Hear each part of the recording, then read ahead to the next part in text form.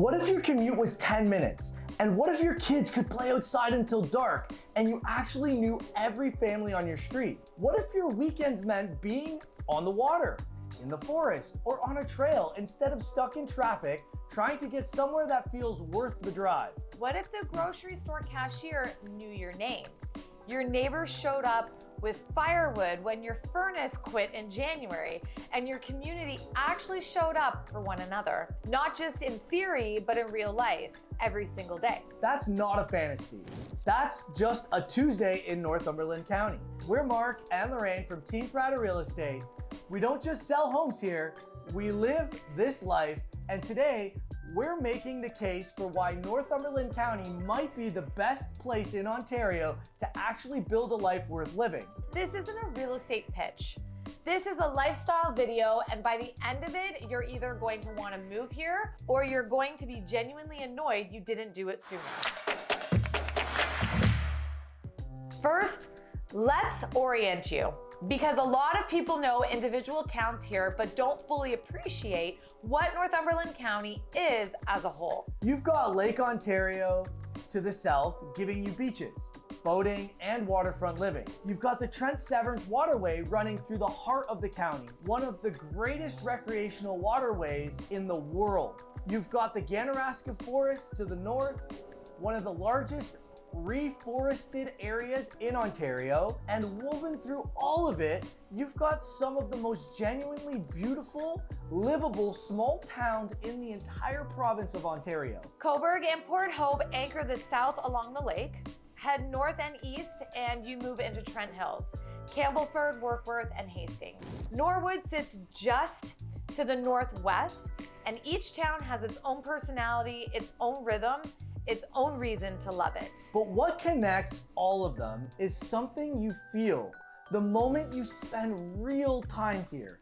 It's a pace of life, a quality of human interaction, and a relationship with the outdoors, with a community most people stopped believing was even possible. It's still possible. It's right here. You're right. We need to talk about the people first, because this is the one thing that surprises relocators more than anything else. More than the scenery, more than the value, and more than even just the space. The people here are genuinely, disarmingly kind. And we don't mean polite, we mean kind. There's a difference. When you move into a neighborhood, people here come to your door, not with a form to fill out, they come with food. They come with offers to help you unload your truck, even an invitation to a community event happening on the weekend. People just genuinely care so much. We've had clients call us 3 months after moving here just to tell us that I didn't expect the people. That's the one that catches everyone off guard. Everyone knows your name at the hardware store, the bakery, the arena, not because they're performing friendliness, because they actually want to know your name. Small town life creates real human connection in a way that dense urban living, despite all the proximity, often fails to do. If you've been living somewhere where you've never met your neighbors, where every interaction is transactional, where you feel anonymous in your own community, Northumberland is going to feel like culture shock. It's a good kind though, that's the good kind. Right, yes. Let's dive deeper into Trent Hills, because this is the heart of Northumberland County as far as we're concerned. And it's the area we know better than anyone. Campbellford is the hub. It sits right on the Trent Severn Waterway, and it is one of those towns that has everything a small town community needs to thrive, and then some. You got Dewar's Bakery, founded in 1949, voted as best bakery in Canada. Oh my God, the cream-filled donuts. They are just incredible, and they have people lined up to get them. You've got incredible dining at 52 North. You've got Apollo's Pizza. You've got, you know, the town institution that's been going on for decades, the Riverview Restaurant. And for Sundays, you have brunch at the Riverview. Like, it's literally has everything. So many options. Okie Doke Cafe, you can get, cyclists from all over Durham region and GTA will come down just to go to Okie Doke Cafe. Incredible cafe vibe, the food, the cappuccino, like I'll go on for forever. You've got a full YMCA, the pool, the fitness programs for kids and seniors, the curling club, a skate park, an arena, the outdoor pool and splash pad, Ferris Provincial Park, and the Rainy Gorge Suspension Bridge. One of the most breathtaking views in the entire region. And they have runs there. Usually every May, they'll do a 1K, 5K, and 10K run over the Rainy Gorge Bridge and all through Ferris Park. You'll see families come out. The little ones will do the 1K run. A lot of events that you can get involved in with the community for sure. The Trent Severance runs right through town. So in the summer, the kayaks, the paddle boards, the fishing boats, you literally have everything constantly out. In the winter, you have the snowmobiles that are replacing all of that. You'll see the ice fishers all over Lake Seymour and the Trent Severn.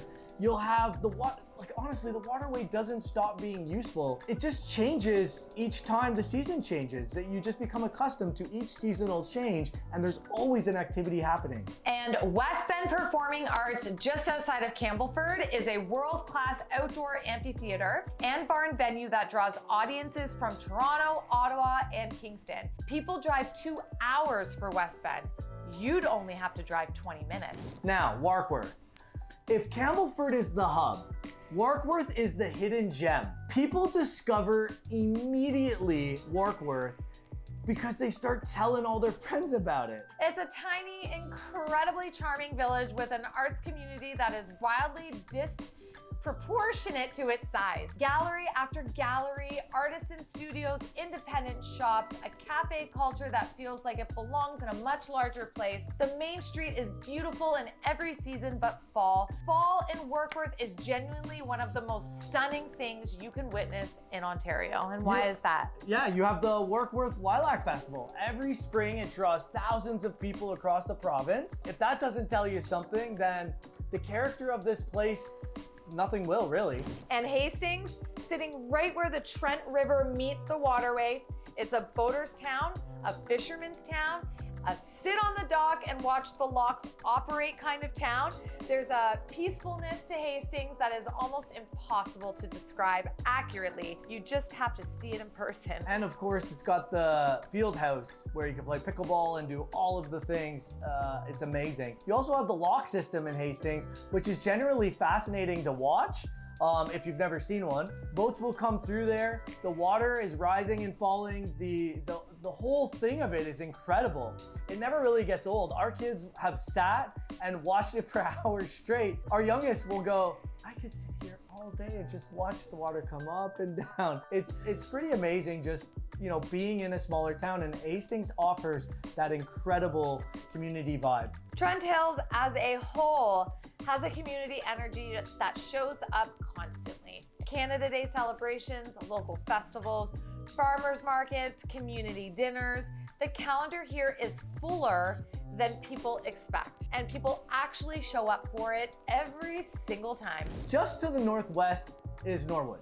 It deserves its own mention because it's a community that operates exactly the way a small town in Ontario is supposed to operate. Tight-knit, unpretentious, deeply community-minded, the kind of place where the local events are packed not just because there's nothing else to do, but because people genuinely want to be there together. The Norwood Legion is a great place where people will gather. There's lots of live music, cornhole nights, and you'll see people from Campbellford and Hastings, Trent Hills will all come into Norwood, so we thought it was worth the mention. Now, Norwood does sit in Peterborough County. It's part of the same lifestyle, the fabric that runs through the whole region. If you're looking at land, acreage, rural residents, the balance between space and community access, then Norwood consistently delivers, and it's right there, 11 minutes from Hastings. And the people there will have you figured into the community faster than you think. That's just how it works out here. Down at the lake, Cobourg and Port Hope give you that country, its southern anchor. It really kind of anchors out the whole county together, to be honest. They bring completely different flavor to the Northumberland lifestyle. Cobourg Beach is a Blue Flag certified sandy, clean, and absolutely spectacular in the summer. Boating out of Cobourg onto the Lake Ontario, whether you're on a sailboat, a fishing boat, or a pontoon, is a summer experience that people in the GTA pay a lot of money to access on weekends. So you would just have to live there and experience it yourself. The Cobourg Marina is active all summer. It's transient boaters coming through on the Great Lakes Loop. There's a real waterfront culture here. Paddleboarding, kayaking, fishing, sailing. The lake is honestly just it's a lifestyle is what it is. And it's not just a backdrop, it's full of people and that vibe and community sense. Port Hope brings that incredible Victorian architecture, the Ganaraska River running through town, the Capitol Theatre, the antique shops, the arts community. It's a town with real bones and real character. Both towns have a strong dining, great schools, direct access to the 401. For anyone who still needs that Toronto commute, you also have Via Rail that you can hop on, go straight down to Union Station if you need to. They are in that perfect entry point for a lot of people as well. The prices reflect there. You're not paying the big Durham or East GTA price tag when you're moving into Northumberland County, especially the bigger cities like Port Hope or Cobourg. Okay, let's talk about what living in Northumberland County actually feels like on a weekend, because this is the part of the city people hear and genuinely cannot believe it's real for someone. Saturday morning, you might wake up, no alarm, coffee on the porch. You can hear the birds, like yes, real birds, lots of them, not traffic, not sirens. You decide what your morning is gonna feel like. In summer, maybe it's the boat. Out on the Trent Severn or Lake Ontario fishing for pickerel or bass, or just drifting with nowhere to be. The waterway gives you access to hundreds of kilometers of connected waters. People spend entire summers exploring it and barely scratch the surface. Now, Lorraine just told you what she likes to do. Let's be real. Fishing. Maybe, okay, not the fishing so much, but she loves being on the boat and being out there. But maybe you're an outdoor enthusiast like myself. There is an ATV, mountain bike, dirt bike overload here. You can look up any head into the trail network system. Northumberland has some of the best ATV and off-roading in all of Ontario. It has vast land space, trail access that people in Durham and GTA would honestly, they'll drive hours just to go experience this. You have it within a 20-minute drive. Or maybe it's the Ganaraska Forest. 11,000 acres of trails for hiking, mountain biking, horseback riding, cross-country skiing. You can put your ATV in there, could you not? Yep. Okay. It's one of the largest community forests in Ontario, and it sits right in the county. So summer, fall, winter, it's always open and it's always stunning. I remember one of our first dates, I actually brought my car in there. Lorraine had no idea what was going on. We are broadcasting this today. We were hitting the sand dunes in Ganaraska Forest in my car. In a car. Yep, Yeah. We didn't get stuck, and we had a few ATVs and a couple dirt bike drift freight past us. Oh, whatever, you know what, it's fun. This is country living, right? Crown land options everywhere. Ferris Provincial Park in Campbellford. You have the Presqu'île Provincial Park on the lake near Brighton. The kind of camping, honestly, everywhere is genuine. You're in nature no matter which one you go to. You know, you're not in a park field full of just a bunch of people's crap everywhere. You're actually embedded in nature in these spaces. So let's talk about fall, about specifically fall, because it honestly needs its own moment. Northumberland County in October is one of the most visually spectacular places in Ontario. The river valleys, the forests, the rolling hills, the color is extraordinary. People actually drive here just to look at it, and you would live inside of it if you decided to live here. And the winter, this part is what surprises most people when they're considering the move. Winter here isn't something to endure, it's something to participate in. Ice fishing on the Trent Severn, lakes and rivers is a full culture. Huts go out, communities form on the ice, fish is caught, stories are told. It's one of those Ontario traditions that the city has almost entirely lost touch with, and Northumberland County thrives in it. Snowmobiling, the trail network through Northumberland and Trent Hills is extensive and connects to hundreds of kilometers of provincial trails. If you ride, this is genuinely one of the best positioned regions in Ontario. You'll see so many snowmobiles hop on the trailheads. They'll go to Woody's in Havelock for breakfast, And we've passed into Woody's quite a few times, and you'll see lineups of snowmobiles right outside, and then everybody gears up and they're off. We've talked to so many people and they're heading right out to Ottawa or Bancroft. It's pretty incredible, the trail system and how far it can take you. You know, you also have like skating on the river. When conditions are right, you have cross-country skiing throughout the Ganaraska Forest, the curling club in Campbellford, you have hockey at all of the local arenas, and everywhere has a local arena. Winter here is a texture. It's honestly full of activity. It's a community that has been built completely around it. And there is something about sitting by a fire in January in your own backyard with space around you and stars above you and absolute quiet. That recalibrates something in the person. You can't get that on a 40-foot lot in a subdivision. And even if you have a subdivision home out here, they're genuinely significantly larger lots.